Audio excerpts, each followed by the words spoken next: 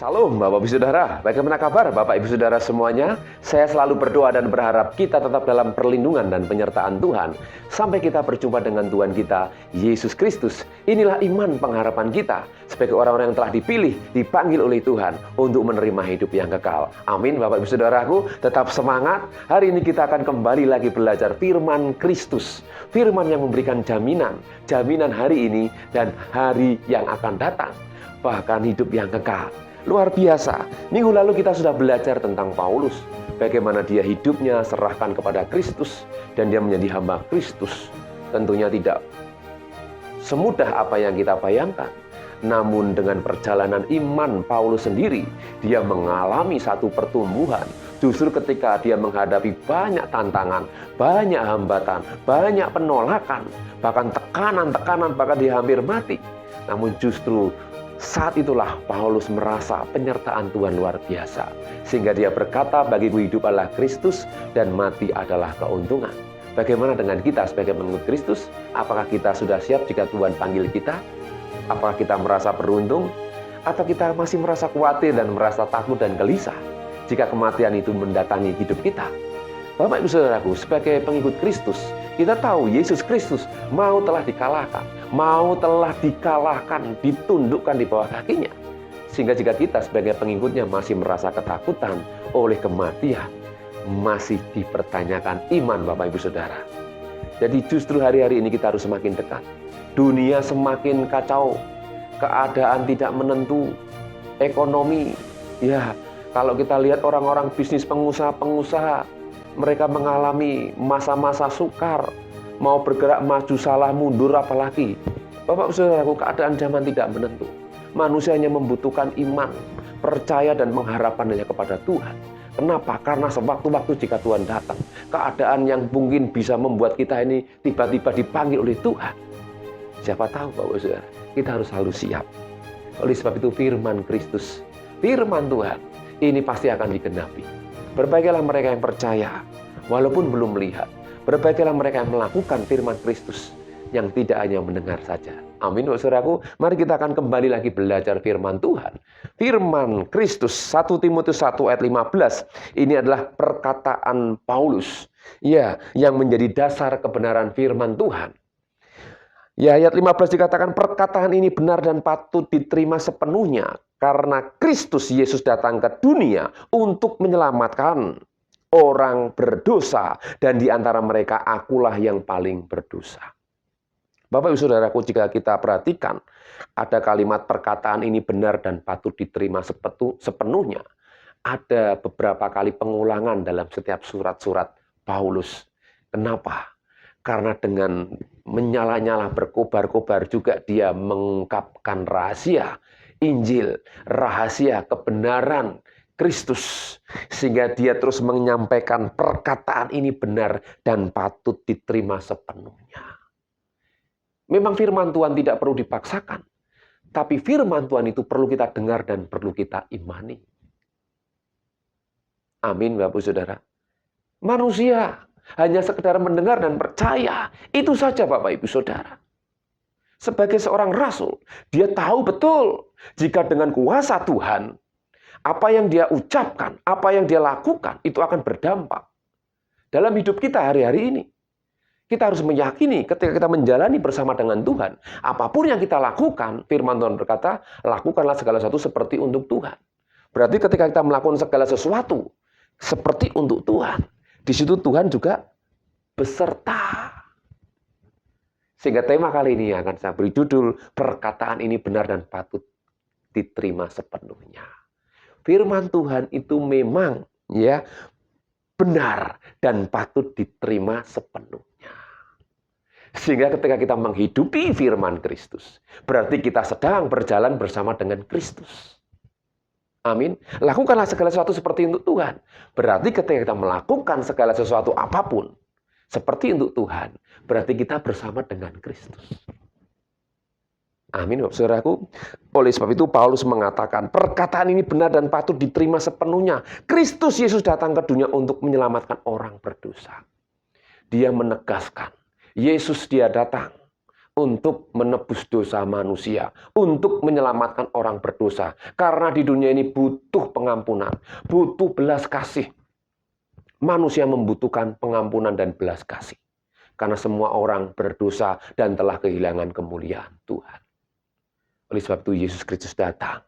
Dan Paulus menegaskan ya, bahwa Kristus Yesus datang untuk menebus dan menyelamatkan orang-orang berdosa. Ini poin pertama, Bapak Saudaraku. Manusia berdosa, tujuan Yesus untuk hadir ke dunia ini. Dan dia menjadi orang yang berkata, di antara mereka akulah yang paling berdosa. Ini satu teladan pengakuan, teladan awal pengakuan ketika dia berjumpa dengan Kristus, dia mengalami Kristus, dan dia merasa sebagai orang yang berdosa. Dia butuh kasih Kristus, dia butuh pengampunan Kristus. Sehingga dia mengalami pemulihan. Kenapa dia merasa orang yang paling berdosa? Karena dia, minggu lalu sudah saya sampaikan, dia adalah orang yang menghujat Kristus. Tidak hanya menghujat, namun dia juga menangkapi pengikut Kristus, bahkan suruh pengikut Kristus ini menyangkali iman kepada Yesus. Bahkan kalau tidak mau dibunuh. Bahkan dia dikatakan orang yang ganas. Ngeri Bapak Saudara. Ini Paulus apa yang dia lakukan. Dia dulu memang belum mengenal Kristus. Dia seolah-olah melakukan itu merasa yakin dan benar.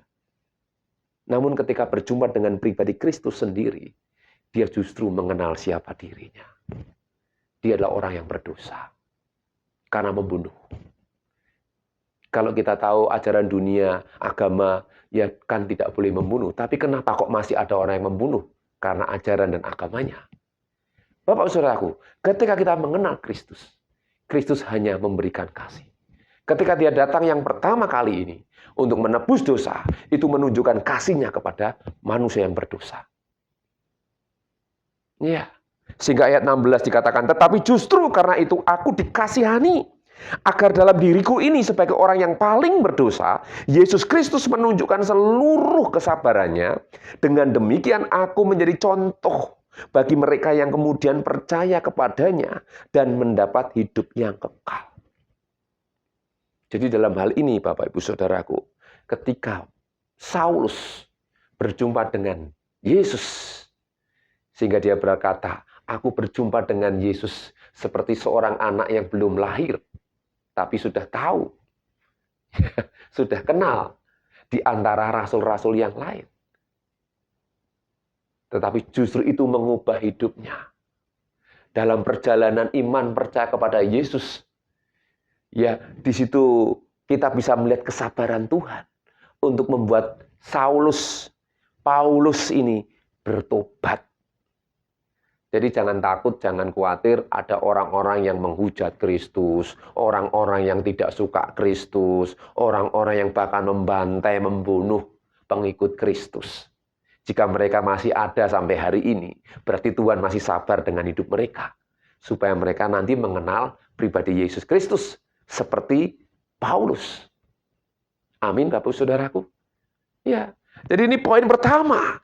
Kristus Yesus datang ke dunia untuk menyelamatkan orang berdosa menjadi penekanan Paulus. Supaya kita ini orang-orang yang berdosa ini bertobat, berbalik dari cara hidup yang salah. Untuk semua. Baik yang baru mengenal Kristus maupun yang sudah menjadi pengikut Kristus yang sudah bertahun-tahun. Karena tidak menutup kemungkinan mereka yang bertahun-tahun tidak bisa bertahan sampai akhir. Banyak orang Kristen yang mati di tengah jalan. Ibarat orang Israel itu mati di tengah jalan perjalanan iman. Tentunya kita tidak ingin seperti itu. Tapi kita ingin menyelesaikan sampai garis akhir dengan baik. Finishing well, Bapak Ibu Saudara. Menyelesaikan sampai garis akhir. Sampai kita berjumpa dengan Tuhan kita Yesus Kristus. Setiap kali saya sampaikan. Ya, sehingga Saulus atau Paulus ini berkata, ya, dengan demikian aku menjadi contoh, prototip, menjadi teladan.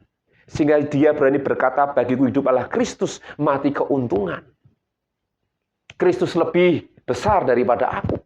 Sehingga ada lagu mengatakan, ya biar Yesus makin bertambah, ku harus makin berkurang. Ya, dan selanjutnya Bapak Ibu Saudara bisa lanjutkan sendiri. Kita harus semakin mengecil, tapi Kristus semakin besar. Sehingga ini bukan sekedar ucapan atau sekedar lagu, tapi ini benar-benar dihidupi. Seperti Paulus katakan, dengan demikian aku menjadi contoh bagi mereka yang kemudian percaya kepada Yesus dan mendapat hidup yang kekal. Amin, Bapak Ibu Saudaraku. Ya, dari 2 poin ini kita bisa melihat perkataan ini benar dan patut diterima sepenuhnya. Diulang-ulang oleh Paulus supaya kita sebagai pendengar, kita yang tahu, kita semakin menghidupi firman Kristus. Amin, Bapak Saudaraku. Kemudian Titus pasal yang ketiga ayat 8 mengatakan, perkataan ini benar dan aku mau supaya engkau dengan yakin menguatkannya, agar mereka yang sudah percaya kepada Allah sungguh-sungguh berusaha melakukan pekerjaan yang baik. Itulah yang baik dan berguna bagi manusia. Tetap terus berbuat baik. Berbuat baik bukan untuk menoleh keselamatan. Justru karena kita dengan iman telah menerima keselamatan, sehingga kita wajib berbuat baik. Hidup berbuat baik. Amin. Luar biasa Bapak Saudaraku. Kemudian 2 Timotius 2 ayat 11-13, ayat yang terakhir. Benarlah perkataan ini. Ya, ingat ini ada kata, benarlah perkataan ini. Jika kita mati dengan dia, kita pun akan hidup dengan dia. Jika kita bertekun, kita pun akan ikut memerintah. Ingat, memerintah dengan dia. Jika kita menyangkal dia, dia pun akan menyangkal kita. Ayat terakhir, jika kita tidak setia, dia tetap setia. Karena dia tidak dapat menyangkal dirinya. Luar biasa, Tuhan kita. Dia tidak akan pernah merasa dirugikan. Itu tergantung hidup kita. Mau setia, mau bertekun, ya. Kalau kita bertekun, kita akan bersama memerintah dengan dia. Ingat saudaraku, Tuhan akan datang kedua kali bukan sebagai penebus lagi, tapi dia akan menjadi hakim. Dan kita yakin ketika kita dipanggil Tuhan, ketika dia datang kedua kali, tentunya kita rindu memerintah bersama dengan dia. Amin. Siapa yang rindu ingin memerintah bersama dengan Yesus? Mari, mulai hari ini, minggu ini, kita semakin melekat. Lakukanlah apa yang baik. Sampai Tuhan datang yang kedua kali. Dan kita kedapatan tidak bercacat celah. Karena kita dikuduskan oleh firman Kristus. Sekali lagi, jika kita tidak setia, dia tetap setia. Karena dia tidak dapat menyangkali dirinya. Amin, Bapak Saudaraku. Mari kita akan berdoa. Bapa di surga, terima kasih hari ini kami mengucap syukur. Firman-Mu yang mengingatkan, menguatkan kami untuk tetap bertekun, tetap setia, mengiring Engkau. Apapun yang terjadi dalam kehidupan ini. Hari-hari boleh bertambah jahat, tapi hati kami justru semakin melekat kepadamu. Kami ingin melakukan apa yang menjadi bagian kami. Yang terbaik Tuhan, seperti untuk Tuhan. Ampuni jika selama ini kami kurang sungguh-sungguh. Berkati kami Tuhan dengan urapan yang baru. Menjadi pengikut Kristus yang setia, menjadi hamba Kristus yang setia, sehingga ketika Engkau datang menjemput kami, ketika Engkau datang kedua kali, kami boleh dalam keadaan siap, dan kami berkata, terima kasih Tuhan, aku beruntung mengikut Engkau.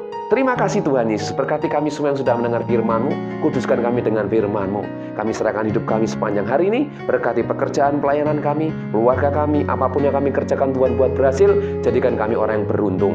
Di dalam nama Tuhan Yesus, kita yang mengasihi Tuhan katakan bersama, amin. Tuhan Yesus memberkati.